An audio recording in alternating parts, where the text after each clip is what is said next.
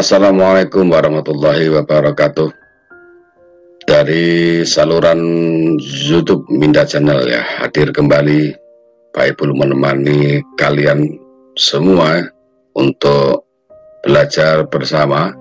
Dan pada hari ini kita bersama-sama untuk mempelajari tentang mata pelajaran fikih yang akan kita bahas tentang infak ya, akan bahas tentang infak. Tentu saya yakin anak-anak sudah terbiasa melakukan infak karena di sekolah kita setiap hari Jumat ya, itu kita berlatih bersama untuk mengumpulkan infak kita sebagai latihan pembiasaan yang kita lakukan setiap seminggu sekali pada hari Jumat. Apa itu infak dan lain sebagainya akan kita kupas di sini. Namun sebelumnya jangan lupa bagi anak-anak yang belum subscribe, silahkan di subscribe dan kasih tanda like, kemudian beri komentar pada kolom komentar, dan jangan lupa tentu nyalakan tanda loncengnya agar kalian adalah yang selalu pertama untuk mendapatkan notif yang di-upload pembaruan dari Minda Channel. Namun tentu seperti biasa, Pak Ibu tak akan pernah jemu dan tak akan pernah bosan untuk senantiasa mendoakan pada kalian semua dimana berada. Semoga senantiasa mendapatkan limpahan rahmat, taufik dan hidayah dari Allah Subhanahu wa Ta'ala, diberikan kesehatan, diberikan kemudahan, dan tentu diberikan ilmu yang bermanfaat untuk anak-anak, bermanfaat untuk kedua orang tua, bermanfaat untuk lingkungan, untuk masyarakat, untuk nusa, untuk bangsa, terlebih agama. Baik anak-anak, dalam mempelajari bab infak ini, apa sebenarnya yang ingin dicapai dari proses pembelajaran ini? Setelah proses pembelajaran ini, diharapkan kalian dapat memiliki kesadaran infak sebagai perintah Allah Subhanahu wa Ta'ala. Kemudian yang kedua, meyakini kebenaran infak sebagai manifestasi rasa iman. Yang ketiga, melaksanakan tugas individu dalam kehidupan sehari-hari. Yang keempat, menunjukkan perilaku tanggung jawab dalam kehidupan sehari-hari. Yang kelima, mendeskripsikan pengertian dan dasar hukum infak dengan benar. Yang keenam, memahami tata cara infak. Yang ketujuh, mensimulasikan ketentuan infak dengan benar. Dan yang kedelapan, mempraktikkan ketentuan infak dalam kehidupan sehari-hari. Dan ini yang penting ya. Jadi aplikasi dari pembelajaran tentang infak itu dalam kehidupan sehari-hari yang perlu kita biasakan. Baik anak-anak, kita lanjut. Nah, kita amati bersama, ada gambar yang ada di layar anak-anak. Nah, kita amati yuk. Nah, kira-kira apa itu kegiatannya? Ayo, kegiatan apakah gambar di atas? Iya, ada seorang ibu dan dua orang anaknya sedang memasukkan koin ya ke kotak infaknya di sebuah masjid ya, kotak amal. Nah, kira-kira siapa yang pernah melakukan seperti kegiatan di atas ya anak-anak? Iya, saya yakin ya. Seperti di depan tadi Pak Ibu sampaikan, di Min 2 Gerobokan sudah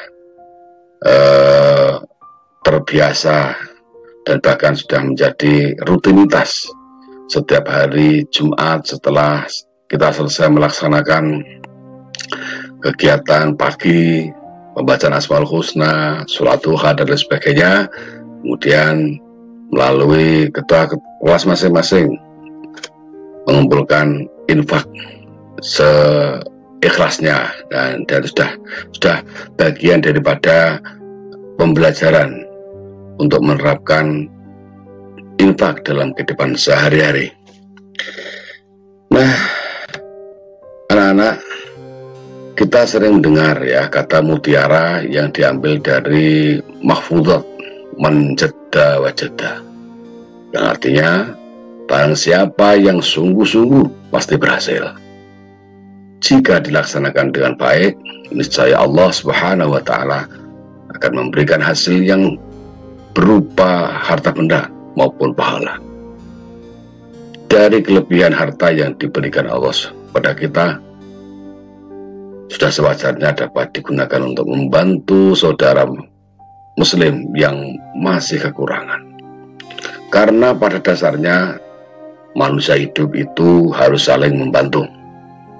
Allah memerintahkan kita untuk saling tolong-menolong dalam kebaikan dan melarang kita tolong-menolong dalam hal kejelekan atau kemungkaran. Ta'awanu 'alal birri wat taqwa wa la ta'awanu 'alal itsmi wal 'udwan. Begitulah kira-kira ayatnya. Selanjutnya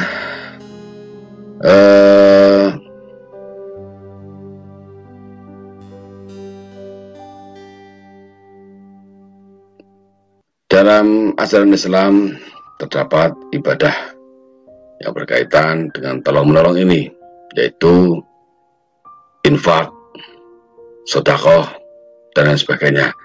Dan yang akan kita kaji ini adalah tentang infak. Untuk lebih jelasnya, mari kita semua baca untuk memahami, mengidentifikasi materi infak agar kita mudah dalam belajar sendiri maupun bersama, terlebih bisa mengaplikasikannya dalam kehidupan sehari-hari. Anak-anak, pengertian infak itu apa tuh?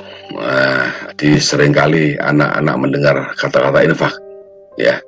Pengertian infak tentu sekali lagi sudah tidak hanya sekali dua kali anak-anak mendengar kata itu. Namun sebenarnya apa sebenarnya pengertian daripada infak itu? Ada dua hal. Kalau infak dilihat dari tata bahasa, kata infak berasal dari bahasa Arab, yaitu nafako, yang berarti membelanjakan atau menafkahkan, ya.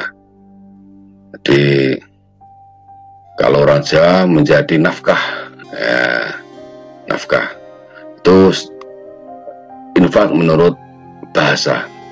Nah, sekarang kalau infak menurut istilah, di pengertian infak menurut istilah apa? Infak menurut istilah syariat Islam adalah menafkahkan atau membelanjakan sebagian harta benda yang dimiliki di jalan yang diridhai Allah Subhanahu wa Ta'ala. Inilah pengertian daripada infak, baik dari kajian bahasa maupun dari kajian istilah.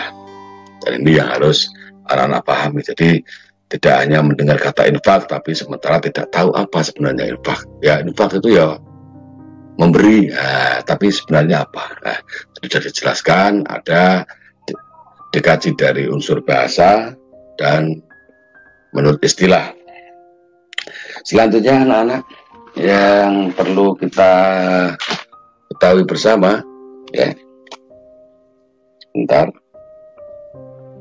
Ya.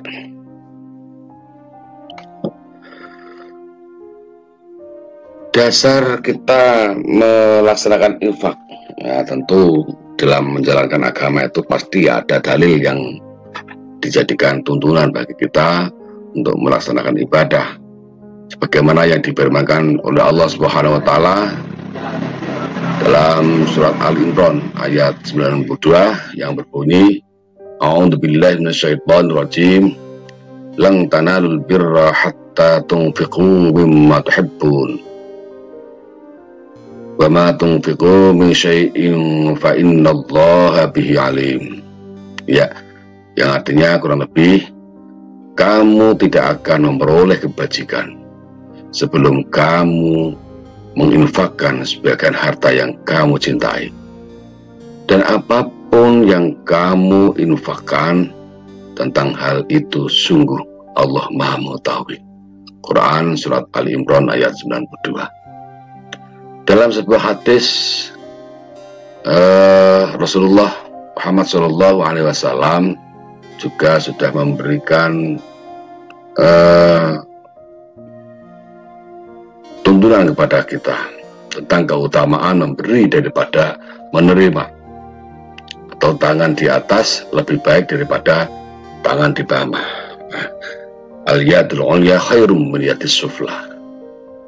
Yang kurang lebih artinya begini, berinfaklah wahai anak Adam, maka engkau akan dibalas.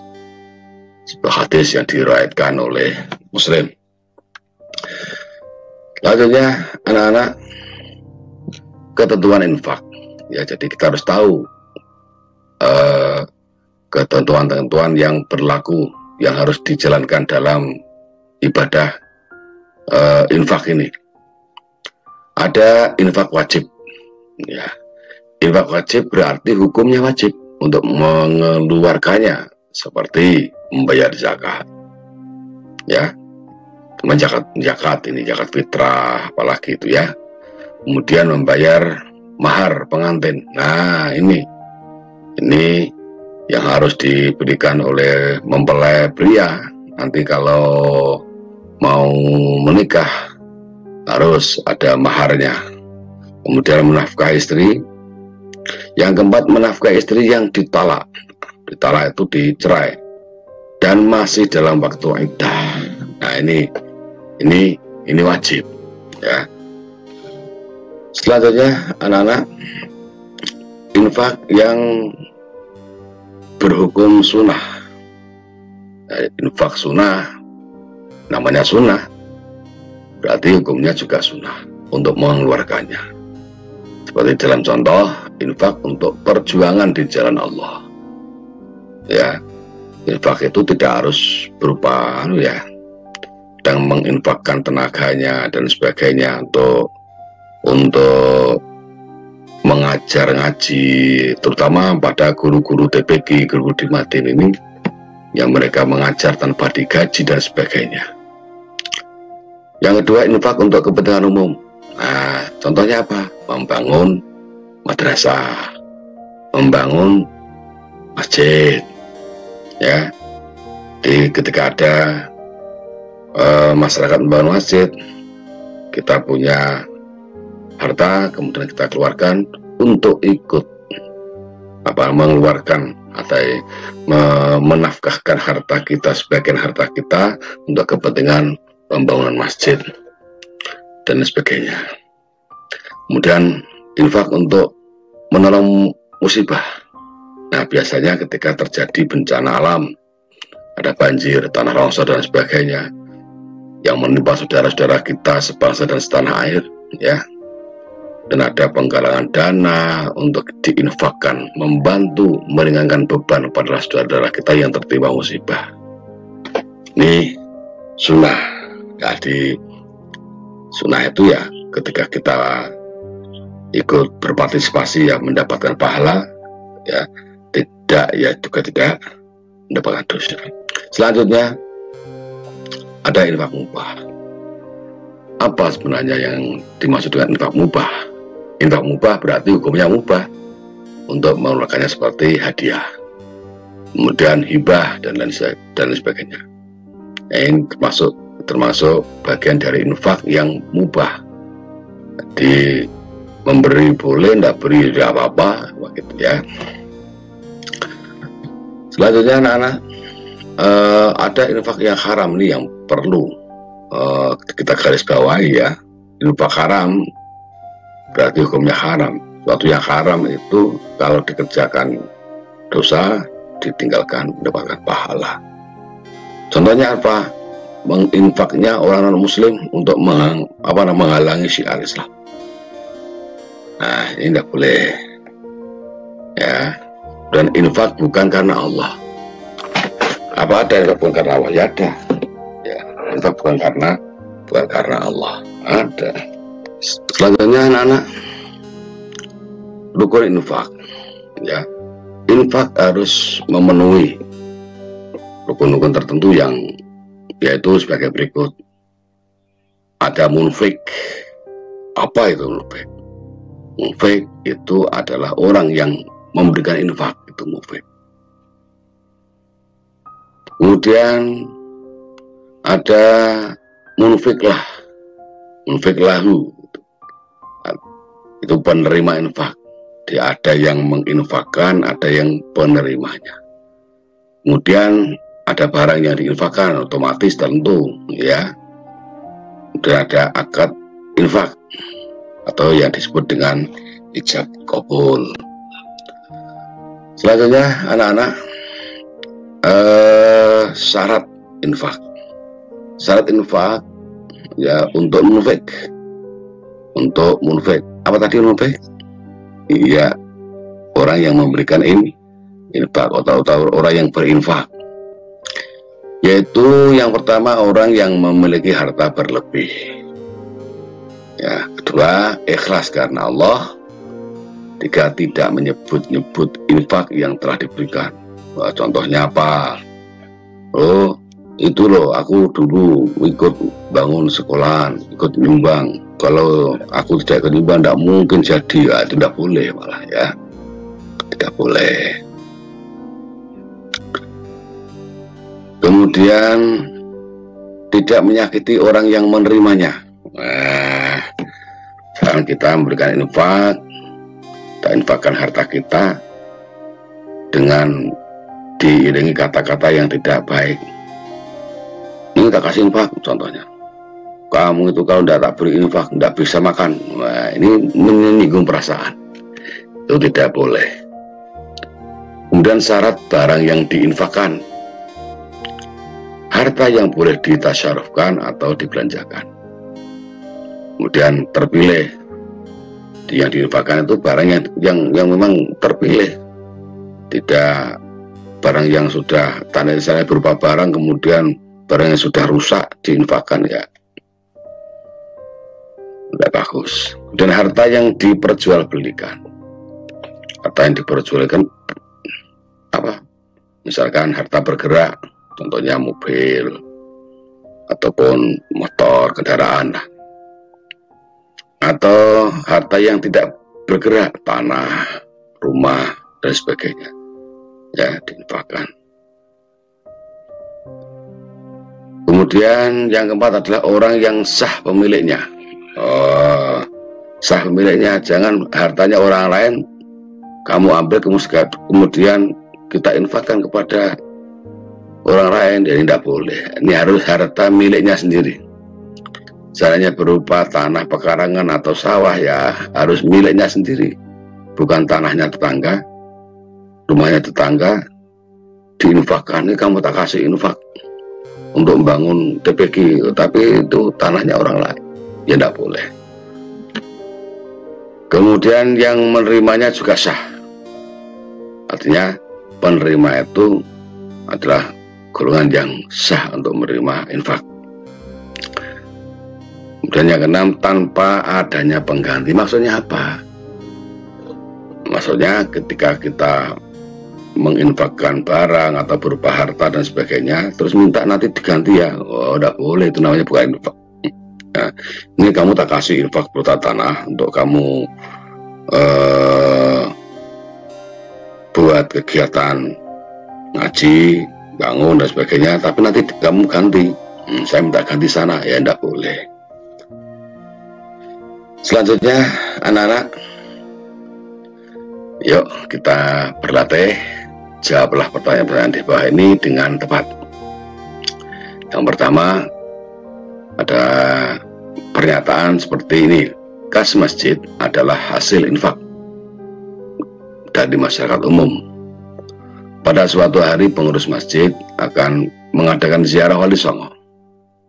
Karena biaya kurang, kemudian diambilkan kas masjid. Pertanyaannya, bolehkah ziarah pengurus masjid diambilkan dari kas masjid? Ya, kalau tidak boleh, apa alasanmu? Dan yang kedua,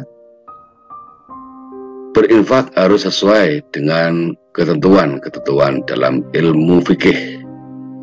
Jelaskan syarat bagi pemberi infak dan barang yang diinfakkan. Dan yang ketiga, dalam surat Al-Baqarah ayat 215 menerangkan bahwa kelompok penerima infak ada 5. Coba sebutkan kelima kelompok tersebut secara berurutan dan tulislah ayat yang dimaksud. Baik, demikian anak-anak materi pembelajaran mata pelajaran fikih yang sekelumit kita membahas tentang infak. Dan silakan untuk buku LKS-nya dikerjakan ya, untuk latihan di rumah dan sebagainya untuk belajar. Cukup sekian kajian kita pada kesempatan hari ini, dan Pak Ibu ucapkan selamat belajar. Semoga sukses selalu yang kalian dapatkan. Assalamualaikum warahmatullahi wabarakatuh.